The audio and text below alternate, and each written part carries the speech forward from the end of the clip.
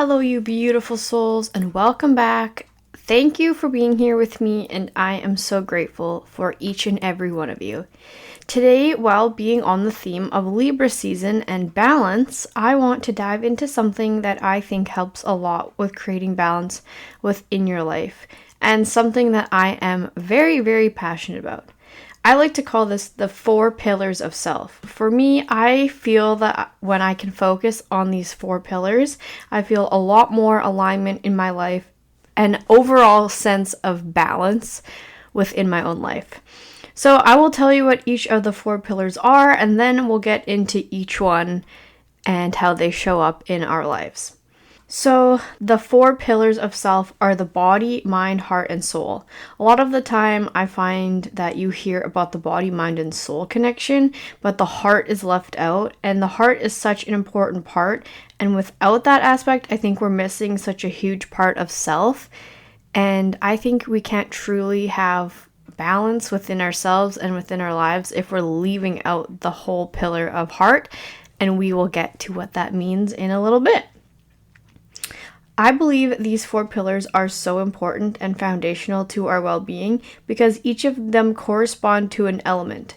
Yes, of course, everything I talk about gets tied back to nature and astrology and all the woo-woo things that I love. But if you're here listening to this with me, I know that you must find it just as fascinating as I do, or at least intrigued by what I have to say.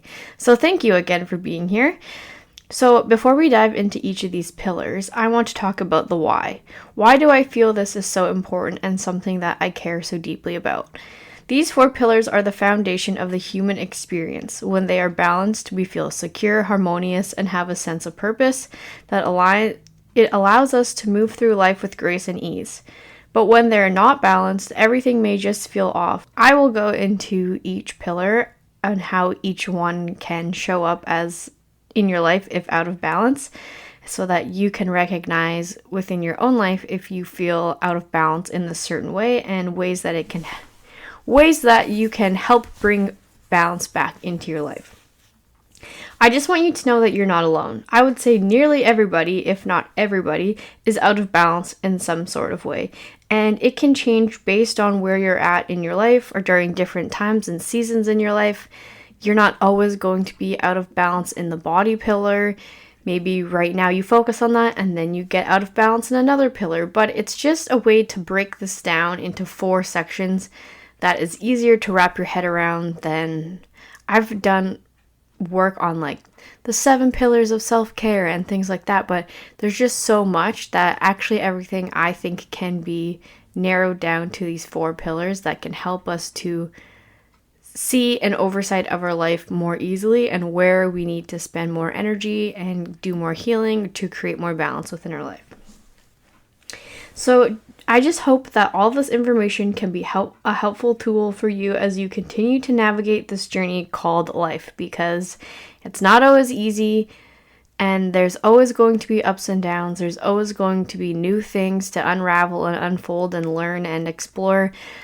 But when we have these tools in our pocket, when we have these skill sets that we can use to help us navigate these new waters, these new experiences that come into our life, it can be a lot less stressful. We can do things more easily. We're not as scared. We stay more connected to our soul versus our ego, things like that. So I hope that if anything out of all this, it can just be a tool that you can use to help feel more aligned, more connected, more balanced within yourself. All right, so let's start with the first pillar, the body. This is correlated to the element of earth. Think physical. The earth is our physical home right now, and our body is our physical home while we are on earth. So this pillar represents the foundation of our lives. It's grounding, safety, security, stability, nourishment, and it's our physical presence, or how we physically express our energy through our body. How we take care of our body has a lot to do with how we show up in the world. It is also our roots, so our ancestors, our beliefs, traditions, things like that, things that make us feel at home, secure, like we have a place in this world, and like our ancestors lived here before us and brought us into this physical world. So there's a lot of things to do with our ancestors that has to do with our roots, and another layer of healing is ancestral trauma and things like that. And a lot of it can be stored in our body because trauma and things get passed on through our DNA. So it is such a huge link to our ancestors and our roots. So the more you feel secure about, like who you are, where you come from, your beliefs, all those things, the deeper your roots are and the higher that you can grow as a person, the higher realms you're going to explore, the higher vibration can be. But if you have weak roots, if there's nothing grounding you to this physical world, like the wind's going to blow you about, a wave could knock you over. All these things can cause destruction in your life if you don't have strong roots. So it's important to feel secure and be confident in who you are, where you come from. Your physical strength is an aspect of this as well, so you're not letting people push you around. I believe that our bodies are also so smart. They're so intelligent. They are always communicating with us. We just have to be open and aware so that we can pick up on these messages and signs as they show up. So think about all the signals that we receive from our body each and every day. Things such as aches and pains, hunger, fatigue, illness. All of these are different messages that we are getting from within our body. And when our body is in balance, we feel grounded, energized, present, connected to our body's needs, which means that you're listening and honoring to all those signals and needs, such as nutrition, rest, and movement, things that we need to take care of ourselves physically. And when we're out of balance, you may feel heavy, tired, restless, disconnected. You may feel unsafe, you're easily distracted, spaced out. Maybe you overwork yourself or don't get enough movement, very stagnant in your body. So our bodies want us to be present, to be grounded, connected with nature, prioritizing movement and nutrition, and listening to all the wisdom that we hold within our own bodies. So some things that you can ask yourself questions to journal on, think about for the pillar of body is, are you getting enough movement? Because there's a lot of signs that our body will give us if we're not getting enough movement, such as restless legs, such as just like feeling blah and sluggish all the time often happens of an excess lack of movement in your body. Are you nourishing your body? Are you making sure that you're eating your fruits and vegetables, protein, whole foods as much as you can? Because there's so much more nourishment in that than processed foods and sweets and all the things that maybe you crave but can be connected to other issues within your life. How strong are your roots? Do you have a connection with your ancestors? Do you know where you come from? Do you have a deep sense of self? Do you have the connection to this physical world? Like, do you feel safe in your body? Do you feel at home here? Do you have that relationship? How often do you ground yourself? How much time do you spend outside? Which is often correlated to grounding. You can ground yourself indoors through grounding meditations and exercises, saging yourself, that sort of thing. But the best way to ground yourself is to physically be outside in nature. Put your bare feet on the ground, hug a tree, go for a walk, spend time in the forest, things like that. And do you listen to your body's signals and wisdom that it's sharing with you? Do you eat when you're hungry? Do you, move your body when you feel a certain way? All these things, all these signs that our bodies are giving us is just supposed to be, here to help us and aid us. So some things to think about, some things to look at. I could go so much deeper into each and every one of these pillars, but for time's sake, we will move on to our next pillar. So our next pillar is the mind, which is correlated to the element air. This pillar represents our thoughts, ideas, clarity, perception, awareness, and communication skills. Our mind is the mental expression of our energy. The state of our mental health has a lot to do with how well we can communicate, how much clarity we have, how open-minded we are, things like that. Our mind is like air, ever-changing, ever-moving. Like the skies above, our mind can be clear and refreshing and full of possibilities, or it can be clouded, foggy, stormy, and overwhelming.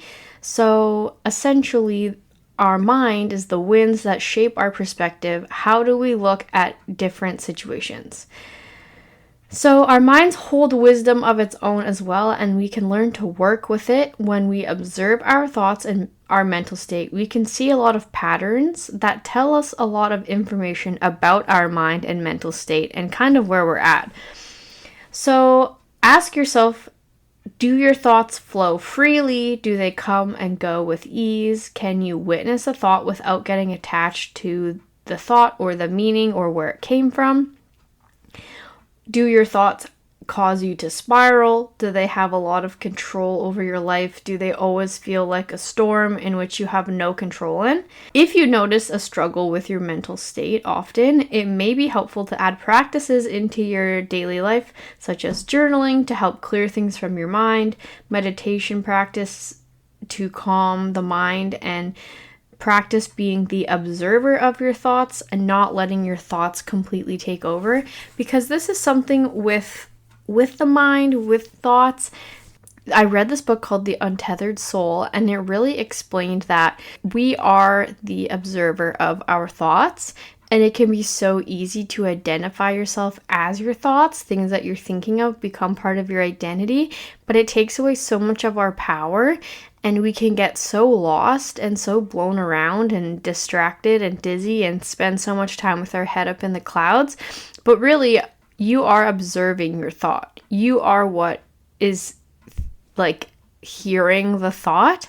So having that understanding can really help you to detach from thoughts, so that if you get into a spiral, if you're in a negative thought pattern, all these things, because they can be so powerful and they can really easily overtake our energy, that you can stop, take a minute, remind yourself, like, I am not my thought. I am just observing my thought, and it might help you to navigate when you're in those tricky situations.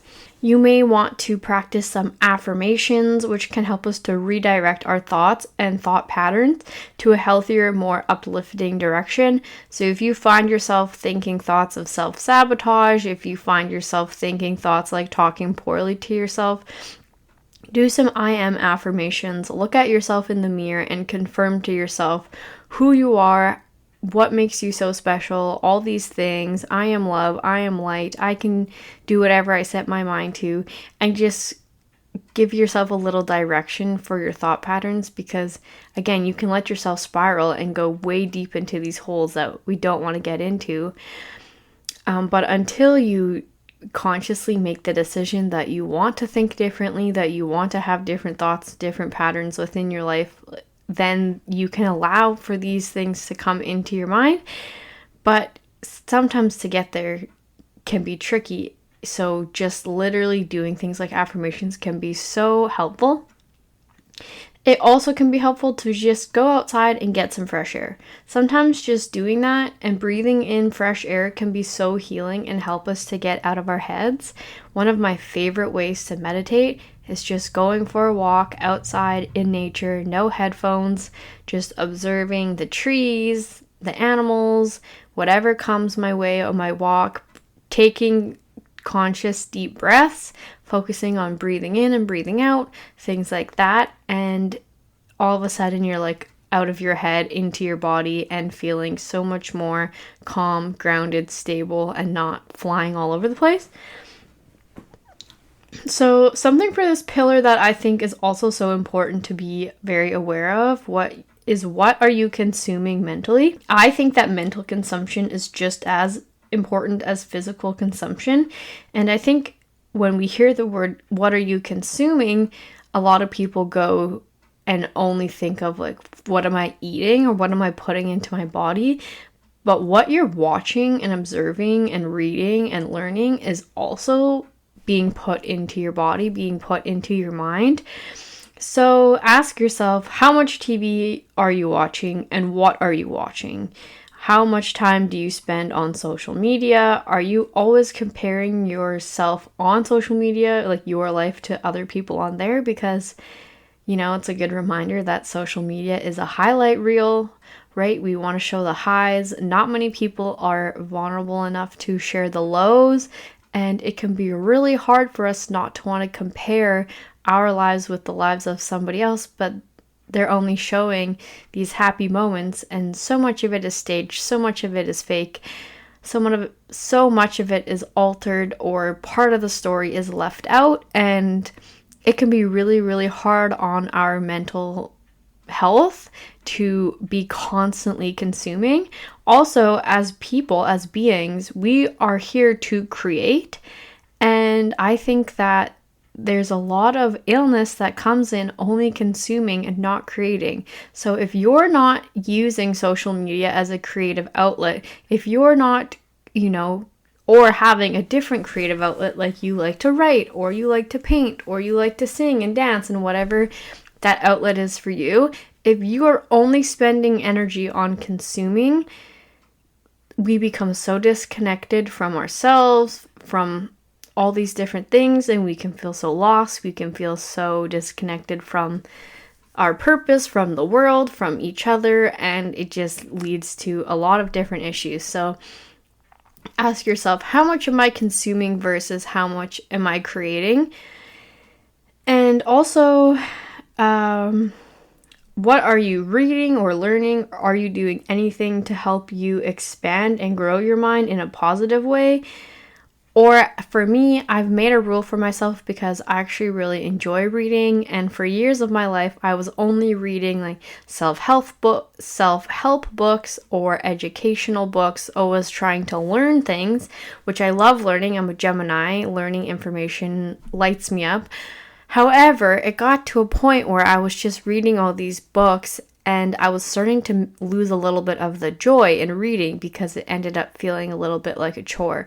So now I have this rule for myself, because I like to read, that I get to read one educational book, self-help, learning about something, and then I get to read a story, so just to, give my brain a break from just trying to learn all the time, but an uplifting, positive story or a love story or whatever I find.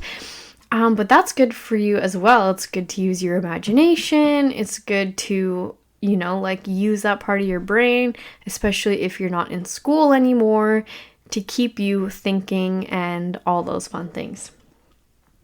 But also be aware, if you're reading a lot, what are you reading? Because there is a whole, world of books out there that you could be reading that are maybe not so helpful to your mental health also. So just be so mindful of what you are consuming mentally, with your brain, with your eyeballs. What are you watching? What are you listening to? Even the type of music that you listen to, because everything has a vibration, and if you are always listening to really sad music, that can affect your mental state. If you are listening to music that talks about, nasty things all the time, drugs and doing all these things, that can't be great for you either. So just being aware of the vibration of whatever it is that you are consuming. So when our mind is balanced, you will experience clarity, find ease in expressing yourself and speaking your truth. Your inner dialogue is loving, gentle, and wise, and your thoughts support you, your goals, your ambitions, your dreams.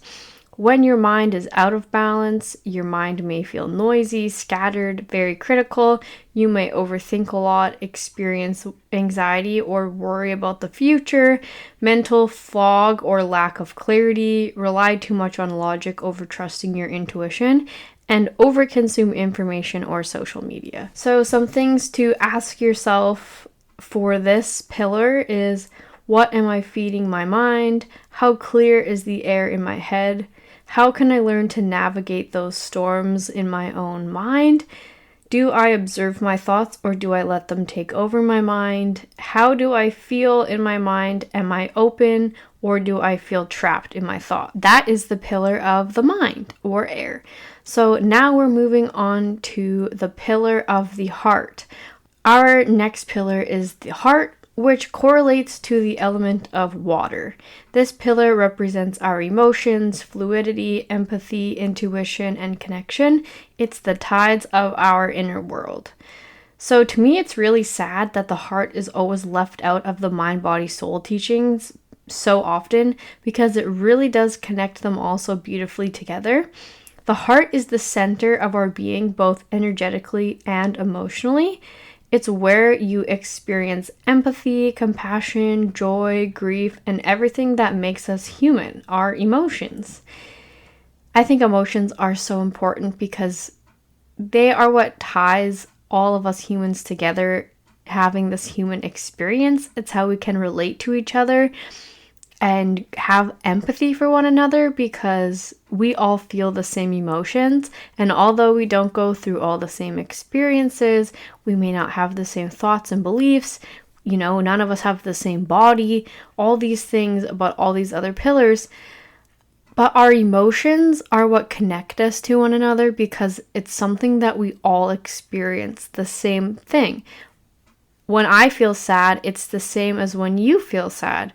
When I feel joy, it's the same as when you feel joy. And it allows us to have that connection with one another, because you become empathetic of like, oh, she's sad. I know how it feels to be sad. And you can hold that space for that person who feels sad, or you feel sad with them to help them through that emotion. And it's so beautiful and it's so magical, and it's such an important part of life that I think it's really sad that this gets left out when talking about the mind-body-soul connection, because I think the heart pillar is just as, if not more important than the other ones. So I think that there is no coincidence that the heart symbolizes love, because I believe that in our most healed, aligned states of being, if we had never experienced any trauma or healed all our trauma, or were just in like the purest state of being that we could be in, we would all be sitting in the emotion of love. And I think love is such a powerful emotion. It again connects us all. It allows us to be empathetic and forgiving, and it's so important to this human experience that obviously the heart is love is represented by a heart, which represents our emotions and our inner world, and I think in a way such a pure sense of our being. And just like water, our heart or emotions are meant to be in a state of flow, to change and transform. When this energy flows freely through you, you feel connected to yourself and to others, as well as living things and to the universe or life itself. You're open, expansive, and able to both give and receive love, which I think is important. I was actually journaling about this yesterday. It's like, how often do you give love to others, but when you go to receive love from others, maybe in a way you feel guilty, or you feel like you have to give something back in return, not just being able to receive that love. And I think this comes from a lot of trauma that we experience in our life, whether it be from our family or previous relationships or whatever that may be. So I think it's like mindful of, yes, you can give love all day long. You can tell people you love them. You can do your acts of service or physical touch or whatever your love language is for the people that you love. But are you actually also able to be in the state of receiving love, not feeling like you have to give something back, not feeling a certain way about somebody expressing love to you, because that's also very important. Anyway, if that flow is blocked, however, if we are holding on to emotions, this comes through pain, disappointment, betrayal, or also for a form of self-protection. If you've been so badly hurt in the past, you become closed off, numb, and your emotions become stagnant, which can become toxic and can actually make you physically sick over time. So the heart pillar is here to teach us softness, to be compassionate to others and to ourselves, to surrender to the flow, and to know that if you are in a state of flow, what's coming is going. So there's really no need to hold on to things.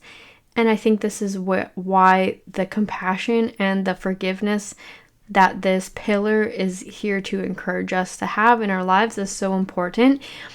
Because when you're healing in any state, but especially when you're working with things like psychedelics and plant medicine, something that has taught me that actually happens in my everyday life as well, but it's really heightened in these situations, is what's coming is going. So I think as a human, when you're in an experience where you're hurt or you're feeling these negative emotions, maybe somebody betrayed you, somebody hurt you, then you hold on to these feelings because you're hurting, and it's sometimes difficult to let things go. But that's not being in a state of flow, and it's coming up so that you can deal with it and then it goes away. So there's no need to hold on to it. But whatever is coming up and whatever is what you're feeling at that moment is meant for you to feel at that moment so that you can let it go. And holding on is just becomes so problematic within your life and your health and your well-being overall. So know that if you have a feeling, if you're experiencing an emotion, even if it's difficult, even if it's tough, you're allowed to feel it. You need to feel it to heal it. So honor it. Ask yourself, why do I feel this? What is it teaching me? Those kinds of things, so that you can let it go and you're not holding on to resentment against people for what they've done to you in the past. You're not holding on to resentment for yourself for decisions you made in the past, and you can allow the flow to come back into your life. So our emotions also hold so much wisdom, as they are some of the greatest teachers that we have as a human. They are here to guide you, not to punish you. So when you feel an emotion, ask yourself, what is this trying to teach me? Because some examples are: anger is teaching you that you need boundaries. Fear is teaching you that you need some sort of safety. Sadness is teaching you that you need some sort of release. And joy is teaching you that it needs to be followed. You want to, follow your joy so that you continue feeling that emotion more and more. These emotions are so wise and such beautiful teachers that if you can look at them in that light, it becomes so powerful and a lot easier to be in the state of flow and ease than it is when we're holding on to them and being fearful and just like clenching, versus like letting go and being like, oh, I feel angry. That means I need to set a boundary for myself so that I'm not allowing people to treat me in that way. And if somebody crosses a boundary and it makes you angry, then you take a step back, or you put a stronger boundary, or sometimes you need to cut people out of your life. That is also a form of a boundary. So things like that.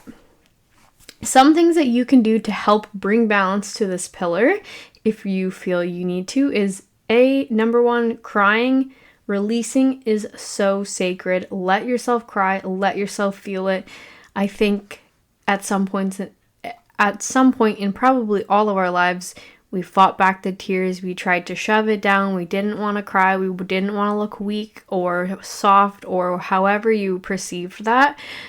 But crying is so beautiful and powerful and healing, and you know that if you let yourself cry, you feel 1,000,000 times better afterwards. So it's okay if maybe you feel you want to cry in private, you don't want to cry in front of a bunch of people. That's fine, but then excuse yourself and go have that space for yourself to allow yourself to feel that and let it go. Otherwise, you just shove it down and it's gonna have to come out later. You're going to have to feel it and experience it now or later. So it's just like you give yourself that space now and you let the problems go before they become a problem, or you shove it down and bottle it up, and then that leads to a lot of other issues down the line. Also, connecting or spending time in water, so lakes, rivers, oceans, if you are lucky enough to live near some sort of natural body of water. But also, it can be in a form of baths or intentional showers. I mean, we shower all the time, but when you have a shower, use it as a space to intentionally wipe away energy, emotions, things that you've picked up and carried from your day. It's also very useful to express your emotions through a creative outlet. So whatever that is for you is exactly what is meant for you. You can have more than one. You can have one. It doesn't have to be the same as anybody else, but if you like to dance, you like to write, you like to make poetry, you like to paint, you like to draw, you like to decorate your house, whatever that creative outlet is, is exactly what you need and can really help you to express and release emotions in a healthy way. Practice forgiveness and compassion for both yourself and others. Okay, there's no need to hold on to that for yourself when you make decisions and then you look back and you're like, fuck, I shouldn't have done that. Well, you didn't know any better. You were in a state of panic. You had all A, B, C, D, E, okay? All you can do is to forgive yourself and move on. You can never go back and change the past. So if you need to mend bridges moving forward, mend those bridges, but just give yourself compassion and understanding and forgiveness, because none of us are perfect. We're just here to learn. And the same goes for others, okay? There's always going to be people in our lives that hurt us. People hurt us all the time. And does it suck? Yeah, it burns, it stings, whatever. That's part of life, but only you are going to suffer if moving forward you're just like resenting that person, holding on to all those negative emotions you have attached to that person. It's going to cause you to feel triggered, blah, blah, blah, blah, blah, all these things. It's only affecting you in the long run. That person it's not hurting them. It's hurting you. So just practice forgiveness. For we don't know what people are going through in their lives, even the people that are closest to us. If one day they do something to hurt us, maybe they were mentally struggling internally for so long and didn't know how to ask for help. Maybe, something happened that they hadn't yet shared with you in their life and they were having a bad day. Whatever it is, it's not always about you. Most people don't do that to just purposely hurt you. And if they are, well, wish them the best and move on and cut them out of your life. That's all you can do for yourself and for them. Don't hold on to resentment. Movement is also very helpful for this, because especially movement in a form of a flow. So things like dancing, yoga, flowing with your breath, doing any kind of flowy movement, is so beneficial because it can help you to move out stagnant emotions that are being held within your body. Self-compassion, place your hand on your heart and speak to yourself with love and tell yourself that it's okay to feel. So when balanced, your heart pillar will feel like deep compassion for yourself and others and all living things, ability to freely express your emotions, trusting each emotion has a purpose and to honor them, forgiveness for yourself and others, and to be able to give and receive love. If your heart pillar is out of balance, your emotions are stuck and overwhelming, which may cause you to close yourself off for protection, emotional numbness or avoidance, being overly sensitive and emotional outbursts, difficulty forgiving or letting go, feeling lonely, disconnected, and unworthy, difficulty identifying your emotions. This is all showing you that your emotional body needs movement or flow, like water. Crying, dancing, creating, talking, journaling, anything like that allows you to release. So some things that you can ask yourself for this pillar to dive deep, to journal about, to think about. Are there any emotions that I'm holding on to? What are they? How can I practice more forgiveness for both myself and others? What are my emotions trying to teach me? Why is it so important for me to be in a state of flow? And dive into the flowing versus stagnant water and why it's so significant within our own emotional well-being. Okay, so last but not least is the fourth pillar, which is the soul. The soul is correlated to the element of fire. This pillar represents our spirit, passion, purpose, and divine connection. This is the part of us that knows we are more than just this human experience. We are a soul, and also carries our purpose or the why we came back to earth at this time and what we need to do in this life. It's our drive, action, passion, motivation, the fire under our ass to get things done. Our soul came here with intention, with lessons and gifts to share, with a path for us to walk down in order to find the most success, whatever that means for you. Our soul is the part of us that lights up when we talk about things that matter to us. It's the drive to pursue the career that you want, to be a mom, to travel the world, or whatever it is that you feel so called to do. I believe that it's so important to have a good connection or relationship with your soul because every one of us is different, unique, and it's not something that is one size fits most. And if you lose that connection to what makes you you, it can be catastrophic in your life.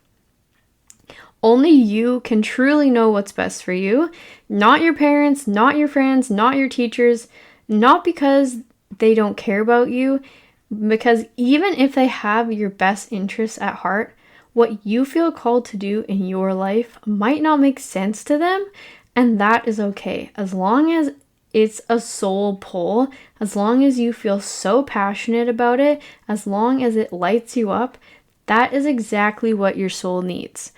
So yes, it's awesome if you have people in your life that are supportive of your dreams and your goals and ambitions. But just know, like, if you have some crazy ambition, some crazy thing that you want to do, and the people that care about you most can't quite see the vision that you have, don't let that discourage you because they can't feel exactly what your soul feels deepest inside. And some people just don't honor that part of themselves enough, especially to watch somebody else do that in their life, especially if it's a parent or an authority figure who cares about you. Maybe they're scared deep inside, so they're kind of projecting that fear onto you. But just trust the process. This is why I believe it's so important to develop that relationship with yourself and with your intuition, because our soul speaks to us through intuition in the form of whispers, patterns, synchronicities, feelings, and symbols. That's the soul's wisdom.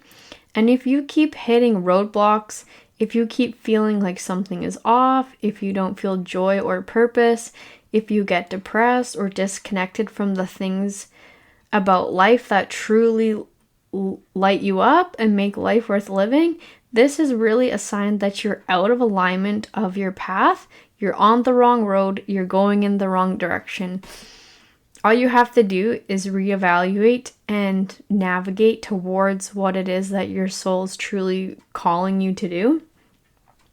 When you let your soul guide you and when you listen to these signs and whispers, you create pure, unexplainable magic within your life. And this is like, because this is our soul, is the part of us that is divine, the part of us that has lived many lives, the part of us that is more of an unexplainable phenomenon than anything else in the human experience.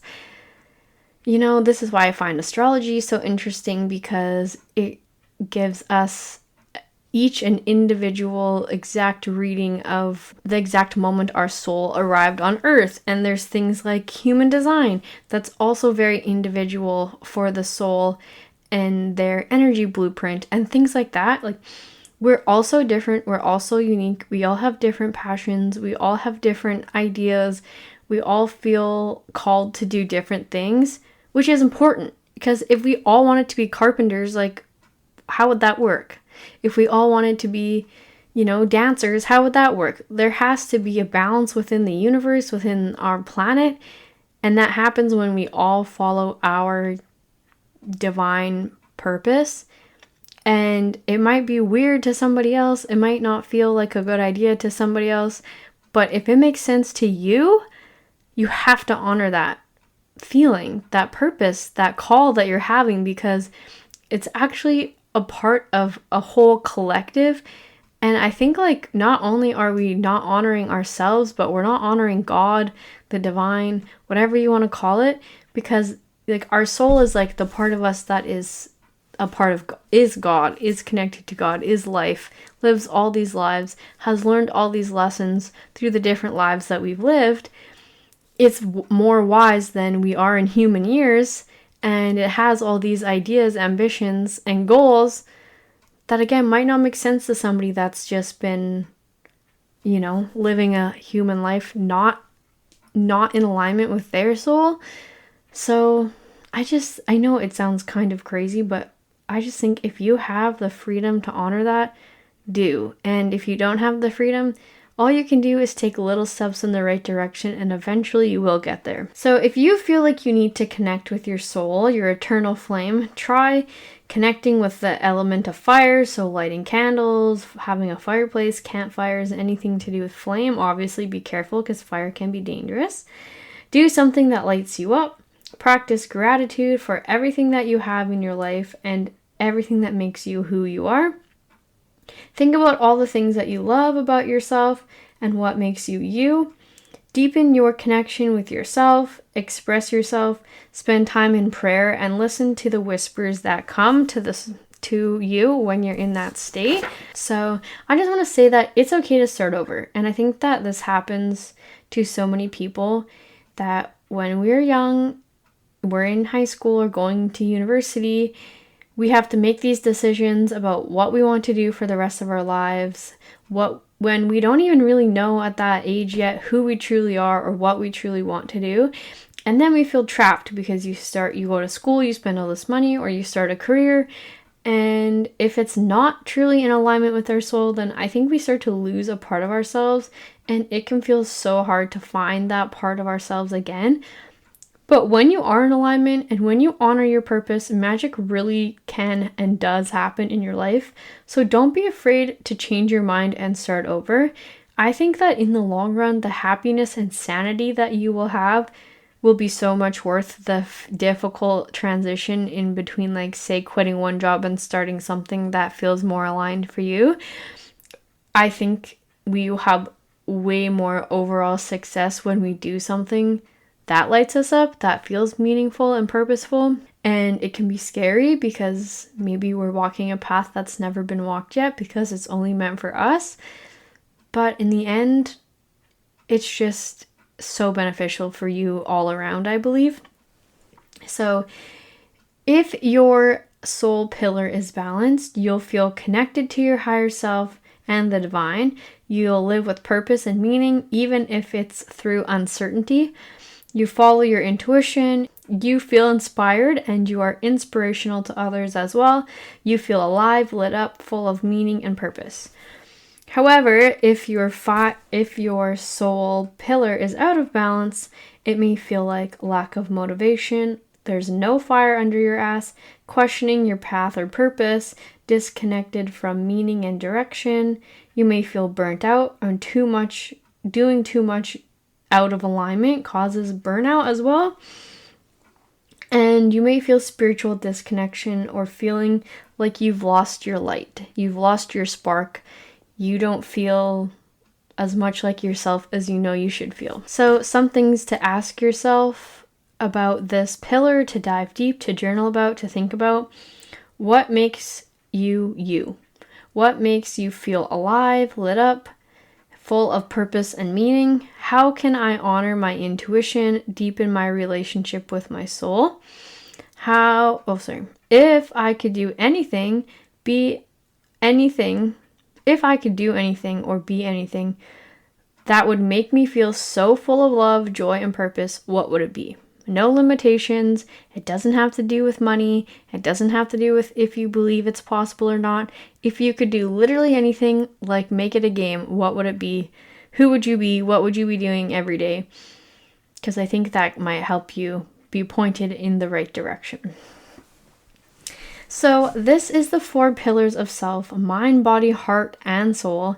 I think each and every one of us has some of these that are stronger or more balanced than others, I myself included, but it's a nice guide to show us where we maybe need to focus to help us to move forward on this journey to becoming our most soulful self.